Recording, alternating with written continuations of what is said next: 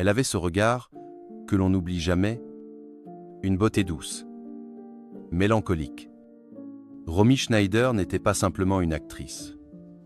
Elle était une obsession française, une mythe vivant, une idole adorée par des millions de spectateurs. Mais en mai 1982, on la retrouve sans vie. À seulement 43 ans, dans son appartement parisien, aucun bruit. Aucune alerte. Juste une femme, seule, effondrée sur son bureau. Une photo de son fils entre les mains. Officiellement, c'est une mort naturelle. Mais personne n'y croit vraiment. Son entourage parle d'un chagrin insupportable. Les journaux évoquent l'alcool, les médicaments, la dépression. Une enquête est ouverte, puis rapidement classée. L'opinion publique, elle, reste figée dans l'incompréhension. Comment une femme si aimée, si célèbre, a-t-elle pu sombrer ainsi dans le silence et l'oubli? Pourquoi Romy Schneider a-t-elle dû affronter seule ses douleurs les plus intimes, sans que la France qu'elle chérissait ne tende la main? Était-elle vraiment la muse que l'on disait adorer? Ou juste un reflet de nos fantasmes, que l'on a brisé quand il ne brillait plus assez? Tout le monde pensait qu'elle avait tout, mais derrière les projecteurs, elle portait une douleur que nul ne soupçonnait. Et la vérité, derrière son sourire, est bien plus sombre. Romy naît le 23 septembre 1938 à Vienne. En Autriche. Son vrai nom, Rosemarie Magdalena Albach. Elle est la fille de deux stars du cinéma germanophone, l'acteur Wolf Albach-Retty et la comédienne Magda Schneider. Sur le papier, tout semble parfait. Mais dans l'intimité, l'enfance de Romy est tissée de silence, de tensions, de ruptures invisibles. Ses parents divorcent alors qu'elle n'a que 5 ans. Elle grandit entre deux mondes, deux maisons, deux attentes contradictoires. Sa mère, très pieuse, la pousse vers une discipline stricte, catholique, presque étouffante. Son père, Loï, s'éloigne lentement de sa vie, jusqu'à devenir une figure fantomatique. Romy dira plus tard « Mon père m'aimait sûrement, mais de loin.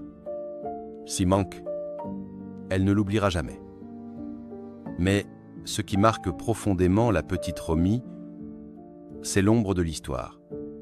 Née à l'aube de la Seconde Guerre mondiale, elle découvre à l'adolescence que ses grands-parents maternels étaient proches du régime nazi. Pire encore, des rumeurs persistantes circulent.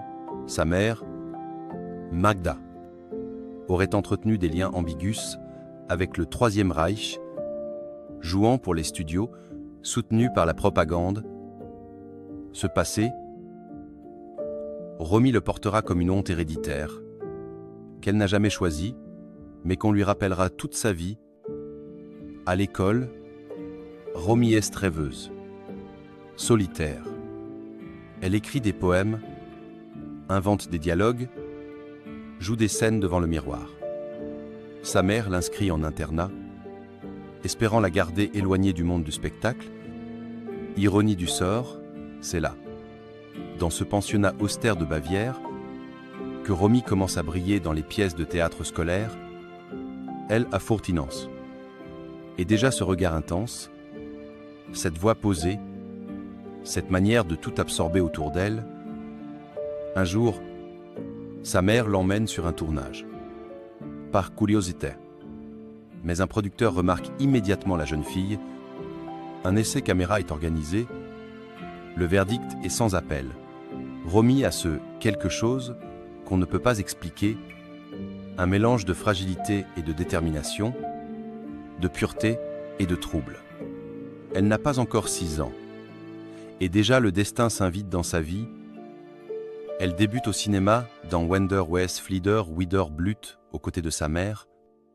Mais c'est le rôle de l'impératrice Sissi en 1955 qui va la propulser dans un tourbillon incontrôlable Elle est déviante. Du jour au lendemain. L'icône de toute une génération, adulée, glorifiée, étouffée. Personne ne lui demande si elle en a envie. On décide pour elle, et Romy, docile, obéit. Derrière la caméra, elle sourit. Mais à l'intérieur, la jeune fille cherche encore qui elle est. Et ce qu'elle mérite d'être? Si. 3 lettres qui ont fait d'elle une légende. En 1955, à peine âgée de 17 ans, Romy Schneider devient, en une seule trilogie, l'impératrice de tous les cœurs d'Europe. Le film connaît un succès colossal. Le public l'adore. Les studios la réclamant, les journalistes la couvrent d'éloges. Mais très vite, ce costume de princesse devient un fardeau. Car Romy ne veut pas rester prisonnière d'une image figée, sucrée, éternellement jeune.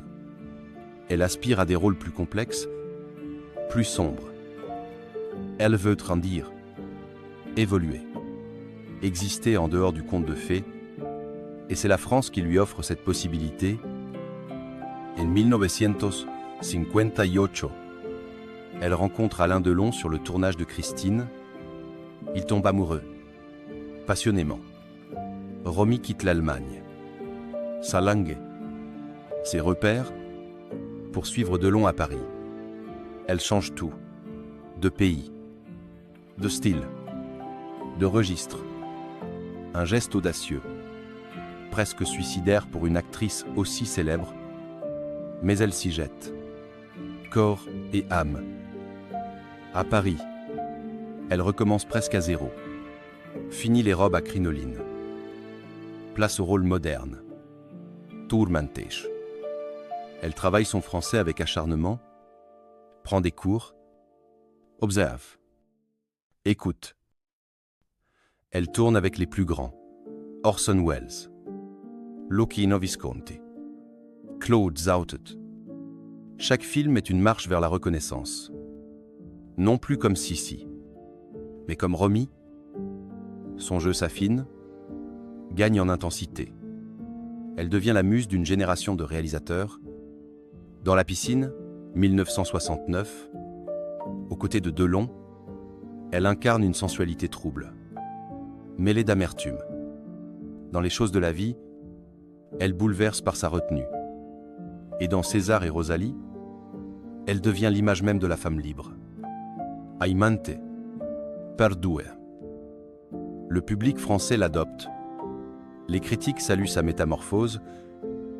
En 1976, elle remporte le César de la meilleure actrice pour l'important, c'est d'aimer. C'est l'apogée. Romy est au sommet de son art. Elle a conquis un nouveau pays, une nouvelle langue, une nouvelle identité. Elle est enfin respectée pour ce qu'elle est. Pas pour ce qu'on voulait qu'elle soit, mais derrière cette ascension impressionnante, des fissures commencent à apparaître, les tournages sont épuisants, les rôles exigent d'elle des parts de douleur réelles. Romy donne tout, jusqu'à l'âme. Elle s'investit si profondément qu'elle en ressort souvent brisée. Le cinéma devient une forme de survie, mais aussi un terrain dangereux. Et puis il y a la vie privée. L'amour avec Delon se termine dans les larmes. Elle se marie 2 fois, divorce 2 fois. Elle a un fils, David, qui devient très vite le centre de son monde. Mais même là, la stabilité semble toujours lui échapper. In apparence, tout va bien.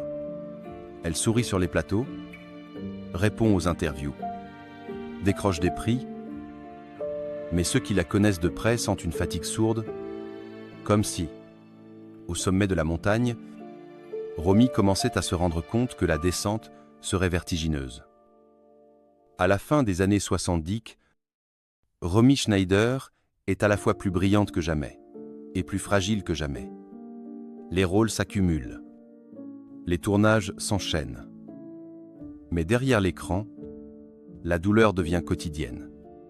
Une douleur diffuse, sourde, qu'elle porte sans bruit. Elle boite. Beaucoup. Pour dormir, pour oublier, pour tenir, elle fume aussi.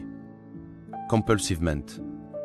Ses proches parlent d'insomnie chronique, de crise d'angoisse, de larmes silencieuses après les scènes les plus intenses. Le cinéma l'a sauvée, oui, mais il l'use. Il l'aspire. À force de jouer la détresse, elle finit par la confondre avec sa propre vie. En 1980, elle perd son ex-mari, Harry Mayen, retrouvé mort chez lui. Romy, qui avait déjà connu l'abandon et la trahison, ressent cette disparition comme un effondrement intérieur. Non pas pour l'amour perdu, mais pour le souvenir d'un équilibre brisé, d'un foyer éteint. Mais ce n'est rien comparé à ce qui va suivre. Le 5 juillet 1981, Son, Fils David, âgé de seulement 14 ans, escalade un portail chez les grands-parents de son beau-père et chute violemment sur des pointes en fer forgé. La blessure est mortelle. Romy est en tournage au moment du drame. On l'appelle. Elle s'effondre. Personne ne sait comment une mère peut continuer à respirer après ça. Elle ne sera plus jamais la même. À partir de là, quelque chose se casse définitivement. Le regard de Romy change.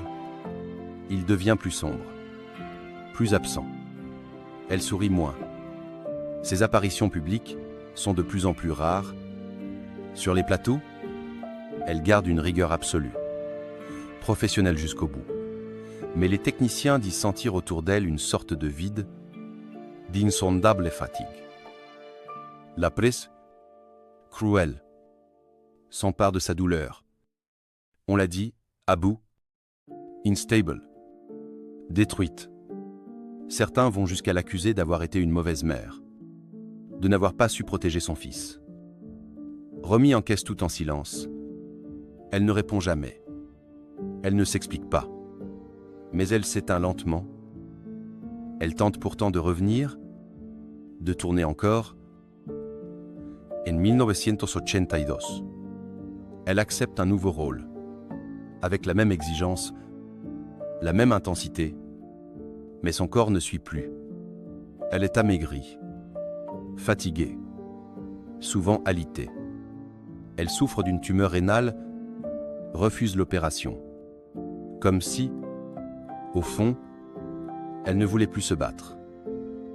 Un soir, une amie proche la retrouve, Tard, seule dans son appartement. Romy parle de David. Encore. Toujours. Elle dit « Je n'ai plus peur de mourir.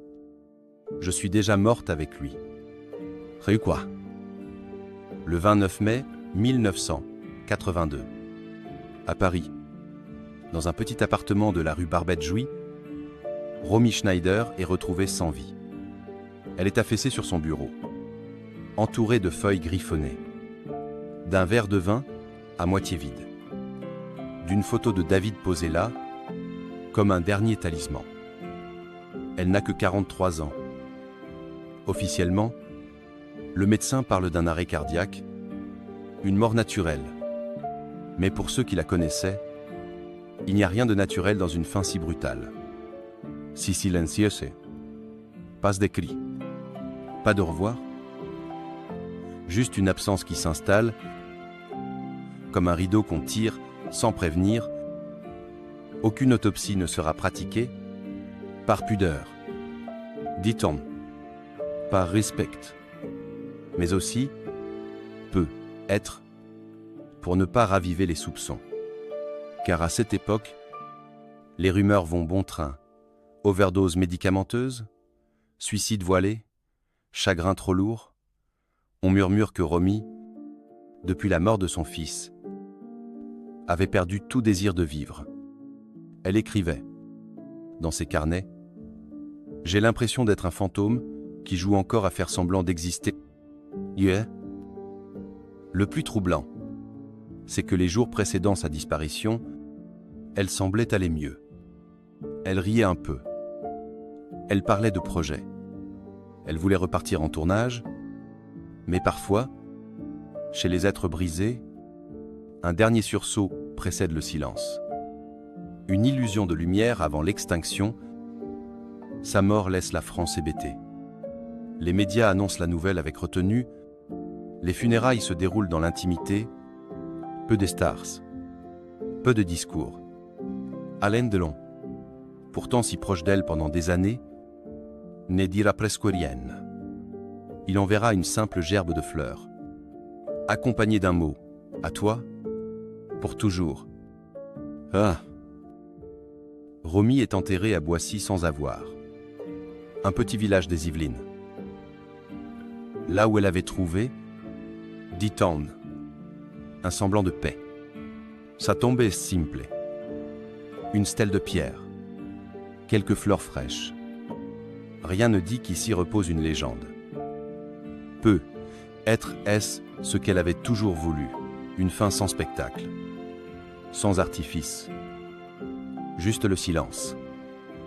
Aujourd'hui encore, plus de 40 ans après sa disparition, le nom de Romy Schneider suscite une émotion rare. Elle n'a tourné que quelques dizaines de films, mais chacun porte en lui une intensité à part. Une forme de vérité nue. Romy ne jouait pas. Elle offrait. Claude Sautet disait d'elle, elle ne mentait jamais devant la caméra, même quand elle jouait, c'était elle qu'on voyait. Alain Delon.